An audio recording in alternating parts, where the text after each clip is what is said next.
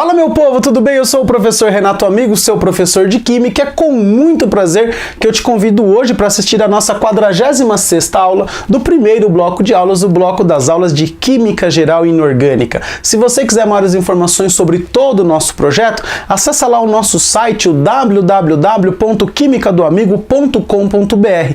Lá você tem informação sobre os 3 blocos de aulas, sobre o bloco 4, as dicas do amigo, sobre os links interessantes, orientações de estudos, verificações de aprendizagem e uma série de listas de exercícios que estão organizadas lá por bloco de aulas, por grupo de aulas. Você faz o download gratuitamente, resolve no conforto do celular, verifica suas resoluções com os nossos gabaritos e na sequência a gente posta aí na segunda fase do nosso projeto as aulas de resoluções comentadas das listas. Tudo isso para que você possa aprender química de uma maneira completa e 100% gratuita. Então seja muito bem-vindo, muito bem-vinda para a nossa aula de introdução aos cálculos químicos. Isso mesmo, é o último mini bloco grande aí do nosso bloco de Química Geral. É a última parte do curso. Geralmente isso é dado no final do primeiro ano do ensino médio ou no comecinho do segundo ano.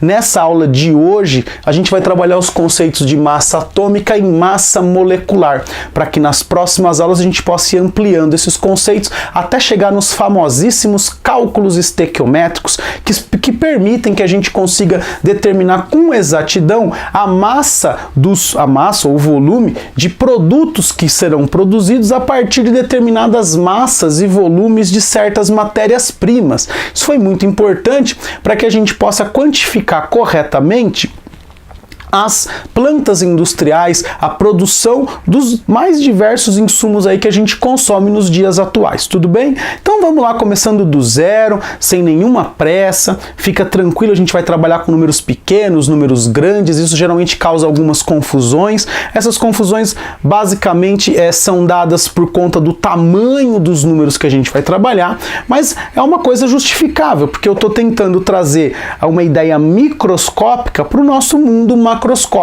Então os fatores de conversão são fatores bastante grandes mesmo, então fiquem tranquilos, beleza? Vamos lá. Começando aqui, imaginando que uma pessoa está sob uma balança e foi acusado aqui, 90 quilogramas. O que significa este número? Significa que esta pessoa apresenta uma massa que é 90 vezes maior do que uma massa padrão. O padrão utilizado aqui foi o quilograma. Então, quando a gente verifica a massa de alguma coisa, a gente faz sempre uma comparação com um padrão adequado. E o padrão ele pode mudar ao longo do tempo. O que não vai mudar é o conceito. Suponha que daqui a alguns anos o padrão não seja mais o quilograma, seja uma outra quantidade, uma outra unidade. Simplesmente a sua massa será comparada com um outro padrão.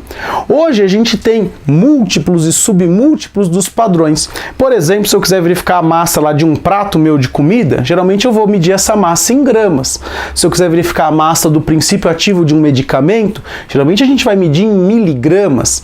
Se eu quiser verificar a massa de um navio, por exemplo, a gente vai verificar em toneladas. Agora, se eu quiser verificar a massa de um átomo, né, qual seria um padrão adequado para verificar a massa de um átomo? O padrão adequado sempre é um outro átomo, porque na verdade a gente não tem nenhuma ideia em gramas, em quilogramas, a gente não tem balanças precisas o suficiente para a gente poder verificar a massa de um único átomo. Então a gente vai comparar os átomos uns com os outros. E ao longo da história foram utilizados alguns padrões. O primeiro padrão a ser utilizado foi o hidrogênio, depois foi utilizado o padrão oxigênio. Eles se mostraram ao longo do tempo padrões inadequados. Hoje, o que a gente utiliza como padrão é um pedaço do átomo de carbono. E vamos pensar um pouquinho. Por que o átomo de hidrogênio não pode ser considerado o nosso padrão? Simplesmente, a gente vai entrar numa seara da física, tudo bem? Simplesmente porque o átomo de hidrogênio, o hidrogênio mais comum que a gente encontra por aí, ele tem apenas um próton. Então, dentro do núcleo dele, eu tenho apenas um próton. O que acontece com todos os outros elementos, exceto o hidrogênio? O núcleo vai ter pelo menos 2 prótons e alguns nêutrons. Então vamos imaginar o seguinte, quando eu tenho um sistema isolado, eu tenho uma certa energia. Quando esse sistema se junta, ele tem que liberar um tanto de energia para que ele possa ficar um sistema mais estável. Essa energia que é liberada, ela vem de algum lugar. E ela vem justamente de uma conversão da massa. A massa, quando eu junto dois prótons, por exemplo, ou prótons e nêutrons para formar um núcleo, esse sistema, para ser mais estável, ele tem que perder energia. Só que, na verdade, o que ele perde é massa. Então, essa ideia chamada de defeito de massa, o único átomo que não apresenta é o átomo de hidrogênio. Então, ele não pode ser usado como padrão.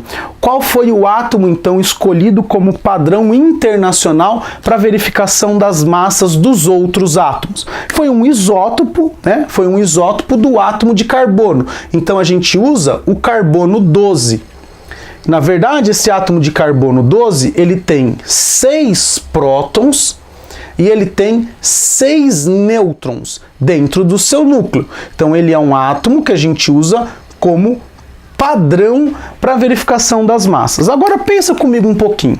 Se eu usasse um átomo de carbono inteiro, vocês concordam que o átomo de hidrogênio, por exemplo, ele seria aproximadamente 12 vezes mais leve que esse átomo de carbono? Então a massa do hidrogênio seria algo em torno de 0,00 alguma coisa. Por isso que a gente não vai usar um átomo inteiro de carbono. A gente vai usar um pedaço desse átomo de carbono. Lembrando que não foi feito, o cara não pegou um átomo de carbono e dividiu em 12 partes. Simplesmente se verificou aproximadamente quantas vezes esse átomo é mais pesado que o átomo mais leve que eu tenho. É só 12 vezes? Então o meu padrão vai ser 1/12 do isótopo 12 do átomo de carbono. Você vai imaginar o seguinte, imagina que eu tenho aqui um átomo de carbono e agora eu vou dividir ele em 12 partes iguais. Olha só, é como se eu estivesse fazendo isso, evidentemente que isso não é possível. Então olha só, eu dividi ele em 12 partes e eu peguei uma dessas partes e considerei ela como o meu padrão. Então olha só, então isso aqui, esse pedacinho do átomo de carbono, ele é o nosso padrão. Então o nosso padrão é 1/12 do isótopo 12 do átomo de carbono. Isso aqui a gente vai chamar de uma unidade de massa atômica, ou simplesmente 1U. Então, uma unidade de massa atômica é um pedacinho do átomo de carbono. E a gente faz isso, né? Na verdade, a gente verifica faz essas comparações, sempre imagina que você tem duas peças aqui na sua mão. Você tem uma bola de tênis aqui, uma bolinha de tênis e uma melancia na outra mão. Imagina que você vai arremessar as duas contra as paredes. Qual delas, admitindo que você está jogando com a mesma força, qual delas vai percorrer um maior caminho? Evidentemente aquela que for mais levezinha, aquela que tiver a menor massa. Porque você sabe, né, que força é igual a massa vezes aceleração. Então, se eu estou aplicando a mesma força, massa e aceleração são inversamente proporcionais. Então, quanto menor a massa, maior vai ser a aceleração da partícula. Então, a gente consegue comparar a massa dos átomos acelerando eles contra um detetor. Isso é feito num equipamento chamado espectrofotômetro de massa. Ele compara a massa de diversos elementos. Essas comparações todas já foram feitas e elas são sempre baseadas em um padrão. E qual é o nosso padrão? O padrão é 1/12 do isótopo 12 do átomo de carbono. Esse padrão é conhecido como unidade de massa atômica e o símbolo dele é U. Tudo bem? Então, isso é a massa atômica. Todos os átomos já têm as suas massas determinadas. Essas massas já foram determinadas. Então, a gente simplesmente tem que saber qual é o conceito. Vamos pegar aqui só um exemplo. Aqui o átomo de sódio, a massa dele é de 23U. O que significa isso aqui? Ele é 23 vezes mais pesado que um átomo de carbono 12? Não, ele é 23 vezes mais pesado do que 1/12 do isótopo 12 do átomo de carbono, certo ou não? Então toda vez que você verificar esse símbolozinho, esse Uzinho aqui, ele significa que é a massa do átomo comparado com um padrão. E qual é o nosso padrão? O nosso padrão é 1/12 do isótopo 12 do átomo de carbono. Tá certo ou não? Maravilha? Eu vou dar aqui uma licencinha para a gente voltar e falar efetivamente sobre massa atômica na próxima lousa. Fala galera, voltamos agora com uma lousa nova, onde a gente vai usar aquele conceito da comparação, né, das massas atômicas, que é a comparação com 1/12 do isótopo 12 do átomo de carbono. A gente vai tentar aplicar isso de alguma forma bem tranquila para que vocês possam começar aí o seu entendimento nessa ideia de cálculos químicos. Primeira coisa que a gente tem que saber, massa atômica é diferente de número de massa, tá? O número de massa é uma expressão, é um conceito, é um número que ele não tem, ele é um número adimensional, ele simplesmente se refere à somatória do número de prótons mais o número de nêutrons de um átomo. Então isso aqui é um número adimensional. E a massa atômica é a massa de um átomo. Essa massa de um átomo, ela tem unidade. Então é a massa de um átomo. Qual é a unidade de massa atômica? É aquele nosso Uzinho, que significa 1/12 do isótopo 12 do átomo de carbono. Que é só para você ter uma ideia. Vamos pegar aqui, por exemplo, o átomo de alumínio, tá? O átomo de alumínio, ele tem um número de massa igual a 27. Esse 27 é porque ele tem 13 prótons e 14 nêutrons, tudo bem? E agora, a massa atômica desse mesmo átomo de alumínio, ela vai ser algo em torno de 26,98 unidades de massa atômica. Olha só, o número de massa é 27 ponto, não tem nenhuma unidade. Agora, a massa atômica é 26,98 unidades de massa atômica. Este valor, geralmente, ele é arredondado, então geralmente a gente usa para o alumínio 27U. Esse número, esse valor é numericamente igual a este, mas não tem o mesmo conceito. Sempre que eu falar em massa atômica, eu tenho que atribuir uma unidade, eu tenho que falar uma unidade junto. Quando eu falar em número de massa, não, porque é simplesmente a somatória de prótons e nêutrons. Tudo bem? Agora vamos pensar no seguinte, olha lá para a tabela periódica, você deve ter uma tabela periódica. Você olha lá, o átomo de cloro, ele está com um número de uma massa atômica de 35,5. Ora, como que ele pode ter 35,5 de massa atômica? De onde veio essa ideia? Essa ideia vem justamente do fato de o átomo de cloro apresentar mais do que um isótopo. Ou seja, existem vários átomos de cloro diferentes na natureza. Agora, uma coisa que é interessante é que se eu pegar uma amostra de cloro aqui, ou pegar uma amostra de cloro na Rússia, a quantidade, a proporção entre os isótopos de cloro vai ser mais ou menos a mesma.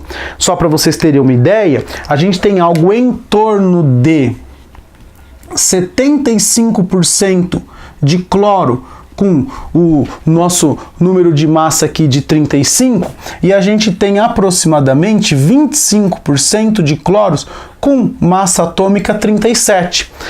Os dois são átomos de cloro porque tem 17 prótons. Porém, a massa atômica dos átomos ela é diferente. Tudo bem? Porque eles têm mais nêutrons, um tem mais nêutrons que o outro. Eu tenho os isótopos. Então, como que a gente chegou nesse 35,5? Na verdade, o que a gente faz é uma média ponderada dos isótopos. Olha lá, é uma média ponderada. E como é que a gente calcula essa média ponderada? Ou seja, a gente considera a abundância isotópica, a gente considera a proporção, a quantidade de isótopos que eu tenho. Então vamos supor aqui, no átomo de cloro eu estou representando 2 isótopos. Então o isótopo que tem massa atômica 35, ele aparece em 75% da quantidade de átomos de cloro lá que eu peguei. Já o átomo de cloro que tem massa atômica 37, ele apresenta só 25%. Eu vou medir a massa, eu vou verificar esse valor dividindo pelo total de átomos de cloro que eu estou usando aqui, que é 100. E aí a nossa média ponderada vai dar algo em torno de 35,5 unidades de massa atômica, que é o número que vai lá na tabela periódica. Porque você imagina átomos que tem 5, 6, 7 isótopos, imagina representar todos eles na tabela periódica. Não teria a menor lógica. Então a gente vai usar 2 arredondamentos. O primeiro arredondamento é este aqui. aqui, geralmente os números, as massas atômicas são um pouco diferentes dos números de massa. Porém, a gente faz as aproximações e eles vão sempre coincidir aqui, ó, numericamente eles são iguais, tudo bem? Porque isso aqui veio de um arredondamento, certo? Partindo desse pressuposto, na tabela periódica a gente às vezes encontra números quebrados. Por que a gente encontra números quebrados? Porque, por exemplo, esse cloro aqui, é evidente que o número, a massa atômica dele é 34,9 alguma coisa. A gente já arredondou aqui para 35. Aqui esse cloro a gente arredonda para 37 a massa atômica. Só que na natureza existe 75% deste átomo de cloro aqui e 25% deste átomo de cloro aqui. Então a gente faz uma média ponderada considerando a abundância isotópica. Dessa forma, a gente chega na massa atômica média. É este valor que vai lá na tabela periódica. Tudo bem? Porque não teria lógica nenhuma eu colocar todos os isótopos na tabela periódica. Ela já é grande, ela ia ficar imensa, ela ia ficar absurda. E você não ia ter como trabalhar com ela, tudo bem? Por isso que na tabela periódica, os valores que são informados são sempre valores médios a partir do cálculo da abundância isotópica. Tudo bem? Maravilha? Eu vou dar uma licencinha aqui para que você possa copiar e eu já volto para falar sobre massa molecular. Fala galera, voltamos agora para a gente verificar o nosso último conceito, que é a massa molecular, tá? Massa molecular ou massa fórmula. Massa molecular a gente vai aplicar evidentemente para as moléculas lá que são unidas por ligaçõezinhas covalentes. E massa fórmula quando a gente fala em alguma coisa unida por ligação iônica, tudo bem? Porque não tem lógica eu falar massa molecular do NaCl, apesar de que ao longo do curso aí a gente fala massa molecular, mas na verdade o certo é falar massa fórmula ou a massa da fórmula mínima, tudo bem? Então, só para você ter ideia que existem esses dois conceitos, tudo bem? Se você ler lá massa fórmula num exercício, é simplesmente ele está falando que é a massa da fórmula mínima, né? Porque ali deve ter um composto unido por ligação iônica. A gente vai usar sempre o termo aí massa molecular, certo? A gente tem aqui os padrões, ó, a gente tem os valores que são tabelados. Então, hidrogênio é uma unidade de massa atômica, o oxigênio 16, o carbono 12 unidades de massa atômica, o cloro 35,5, o sódio 23. Esses valores são tabelados e eles vêm daquela ideia da comparação sempre com 1/12 do isótopo 12 do átomo de carbono, e lembrando que a gente faz sempre algumas aproximações.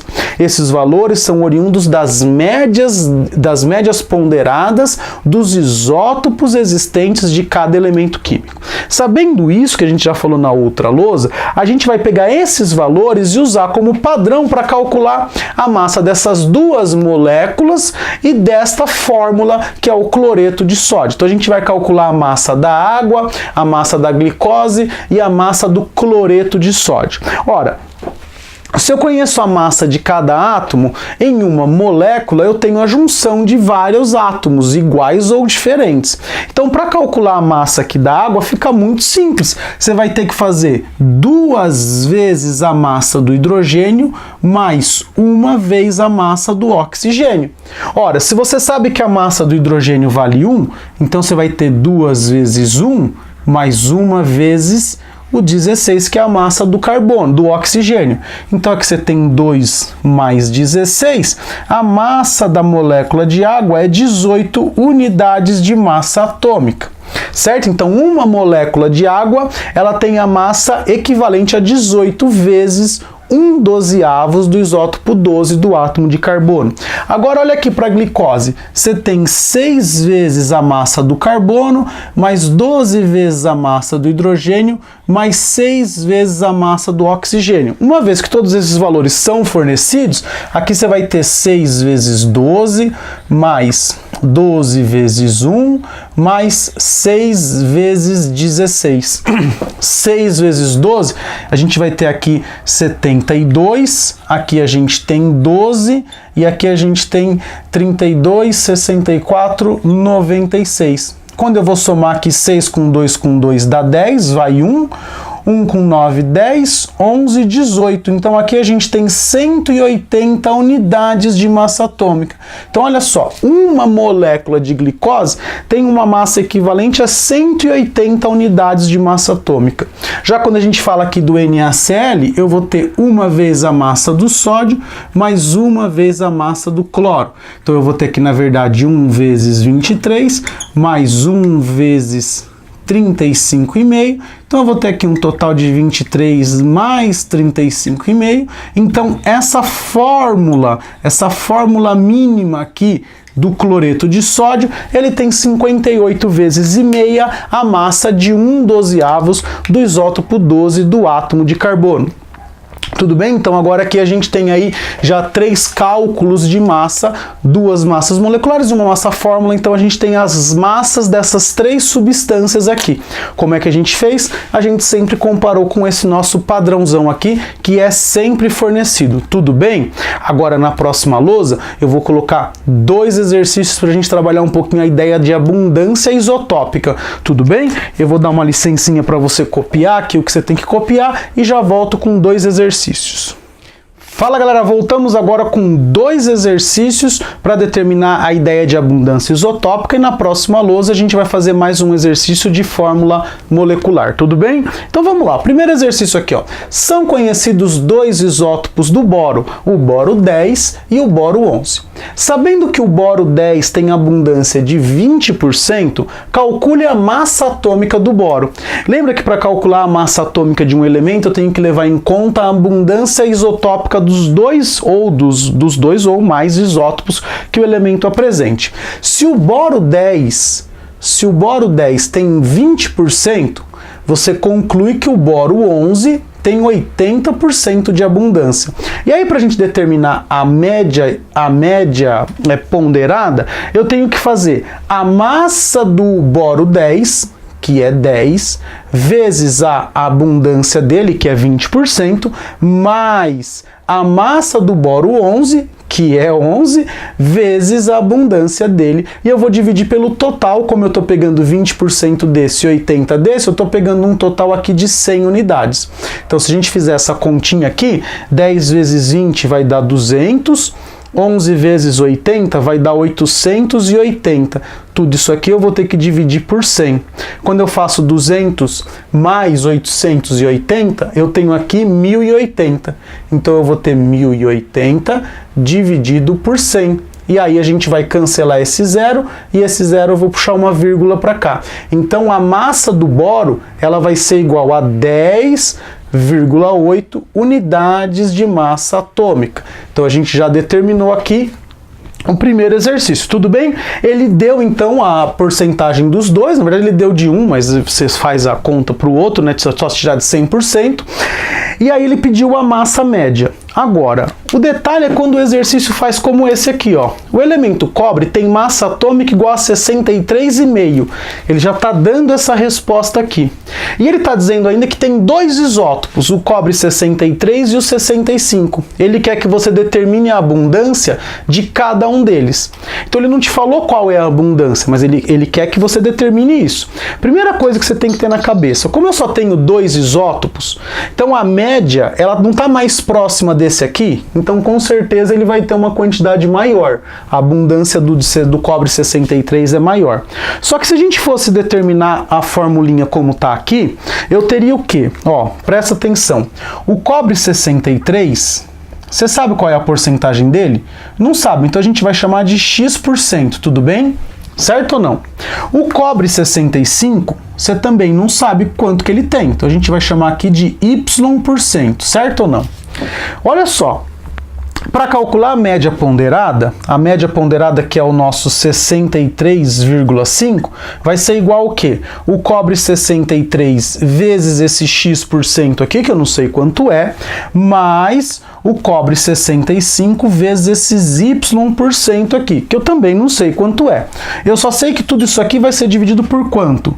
Por 100, se eu estou trabalhando com porcentagem, eu vou ter essa conta aqui. Agora eu te pergunto, dá para resolver uma equação com 2 incógnitas? Não dá. Então a gente vai precisar bolar aqui uma fórmula para poder ajudar a gente nessa conta. Qual é a fórmula que você vai bolar, né? Normalmente nesses exercícios você vai acabar sempre fazendo isso.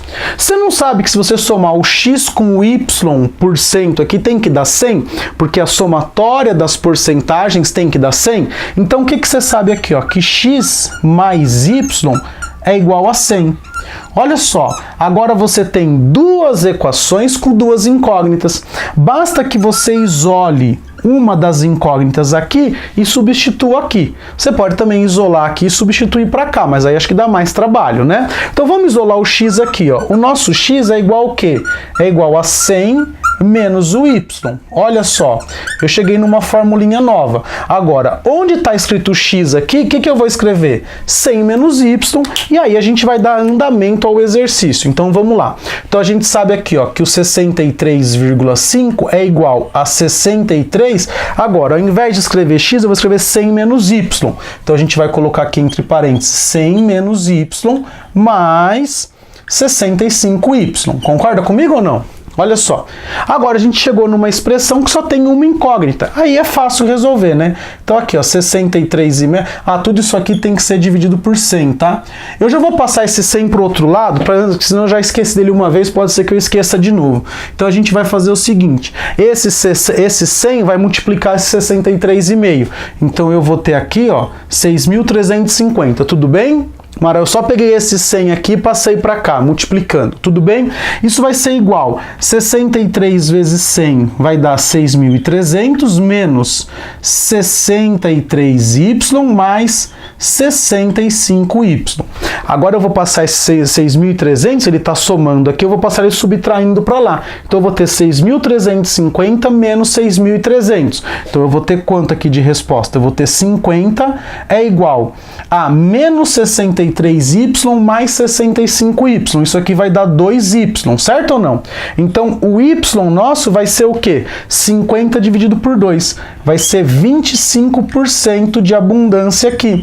E se o y é 25%, o x vai ser quanto? Vai ser 75% de abundância. E aí a gente conseguiu terminar o exercício. Vamos ver só se está coerente?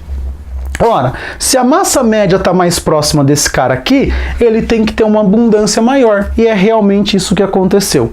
Tudo bem? Eu vou dar uma licencinha para você copiar as resoluções aqui e eu já volto com um exercício de cálculo de massa. Fala galera, voltamos agora para o nosso último exercício, onde a gente vai determinar a massa das seguintes substâncias. Então eu tenho aqui, ó, o sulfato de alumínio, o Al2SO4,3, e o sulfato de cobre pentahidratado. Olha só o que está aparecendo aqui para a gente o grau de hidratação. Então esse aqui é um sal hidratado e esse aqui é um sal comum, tudo bem? Olha só, ele deu para a gente as massas de cada um dos elementos, lembrando que essas massas são as médias ponderadas dos isótopos, considerando todos os arredondamentos que a gente vem falando aí desde o começo da aula. Então olha só, eu tenho o Al2SO4,3 e o sulfato de cobre pentahidratado. Eu estou colocando isso aqui para a gente trabalhar com os parênteses e para a gente trabalhar com o grau de hidratação, tudo bem? Para que não passe nada em branco aí na nossa aula. Então vamos lá, como é que a gente determina a massa disso aqui? Então vamos fazer a expressão. Ó, você tem 2 vezes o alumínio mais 3 vezes o enxofre, olha só, mais 3 vezes 4, você tem 12 vezes o oxigênio. Então o número que está fora do parênteses, ele multiplica todo mundo que está dentro do parênteses. Ele não tem nada a ver com esse 2 aqui, tudo bem? Certo ou não? Então você vai usar esse 3 como fator de multiplicação para quem está dentro do parênteses. Aí depois agora é só substituir. Então você vai ter aqui 2 vezes 27, mais 3 vezes 32, mais 12 vezes 16. 2 vezes 27 dá 54, 3 vezes 32 dá 96, 12 vezes 16 vai dar 160, 160 mais 32, 192, se eu não errei nenhuma conta aqui de cabeça. Então se a gente somar 2 com 6 dá 8, com 4 dá 12, então dá 12 vai 1. 1 que foi com esse 9 já dá 10, 19, 19 com 5 dá 24, vai 2, 2 com esse 1 aqui, ó, 342 unidades de massa atômica, é a massa do Al2SO4 do sulfato de alumínio. Agora olha só que interessante, aqui você não tem esse pontinho aqui é o nosso grau de hidratação. Então, na verdade, esse pontinho aqui, pra gente, vai significar uma soma. Então, você vai somar, você vai determinar a massa desse e vai somar 5 vezes a massa da água. Olha só que interessante, pra gente criar uma expressãozinha como aqui. Então, você vai ter uma vez o cobre, mais uma vez o enxofre, mais 4 vezes o oxigênio, certo? Ó, cobre, enxofre e oxigênio 4 vezes. Agora, mais, ó, 5 vezes 2, você tem 10 vezes o hidrogênio, mais 5 vezes 1, você tem 5 vezes o oxigênio. Então, esse 5 aqui vale tanto para o hidrogênio como para o oxigênio, certo ou não? Tudo bem? Então, sempre que tiver esse grauzinho de hidratação, você vai substituir por um sinalzinho de soma. Então, mais 5 vezes 2 do hidrogênio e 5 vezes 1 oxigênio. E aí a gente vai simplesmente agora substituir o valor, né? 63,5 mais uma vez 32, mais 4 vezes 16, mais 10 vezes 1, mais 5 vezes 16. Aqui a gente tem o próprio 63,5, aqui a gente tem 32, 4 vezes 16 vai dar 64, 10 vezes 1 dá 10 e 5 vezes 16 vai dar 50 com 30, 80, né? Então, olha só, o resultado aqui, a gente vai ter com certeza esse meio ali sobrando, né? Tá, então vamos lá. 3 com 2, 5, 5 com 4, 9, 9 com 0, 9, e aqui vai dar o próprio 9, tudo bem? Então a gente tem 3, 5, 9, certo? Agora vamos somar os inteiros aqui, as dezenas. 6 com 3, 9, 9 com 6, 15, 15 com 16, 16 com 8, 24. Então, olha só, 249,5 unidades de massa atômica, e aí a gente determinou a massa do sulfato de cobre pentaidratado, certo? Eu vou dar uma licencinha aqui para que você possa copiar, e eu volto para finalizar mais uma aula aqui no nosso curso, essa aula de introdução aos cálculos químicos. Eu espero que você tenha entendido o porquê de usar o padrão, o carbono como padrão. Ele é abundante, ele é estável, e ele já considera o defeito de massa. Se eu usasse o hidrogênio, eu estaria desprezando o defeito de massa, e esse é um defeito importante quando a gente vai determinar as massas dos átomos. As massas atômicas não podem ser confundidas com os números de massa, apesar de apresentarem, depois de um arredondamento, é verdade, apresentam os mesmos valores. Número de massa é só a somatória de prótons e nêutrons, e massa atômica é a massa do átomo, sempre comparado com o padrão, que é 1/12 do isótopo 12 do átomo de carbono. As massas atômicas encontradas na tabela periódica, elas vêm de uma média ponderada das massas dos isótopos de cada um dos elementos. Esses valores, eles geralmente são arredondados, eles geralmente são fornecidos, e quando você tem os valores das massas dos átomos, para determinar as massas das moléculas, fica muito fácil. É só você fazer a somatória considerando a quantidade de átomos que a gente tem em cada molécula ou em cada fórmula, quando a gente falar em substâncias iônicas, certo ou não? Beleza? Pessoal, então foi um imenso prazer ter gravado essa aula. Se você gostou, por favor, clique no botão curtir aí, compartilhe esse vídeo aula com seus amigos aí nas suas redes sociais. Se você tem dúvida, sugestão, crítica ou elogio para o nosso canal, deixa um comentário aqui no YouTube ou envie um e-mail para mim no quimicadoamigo@gmail.com, quimicadoamigo@gmail.com. Sempre é um prazer receber e responder as suas dúvidas, e o que eu tenho a dizer a você agora é beijo, tchau!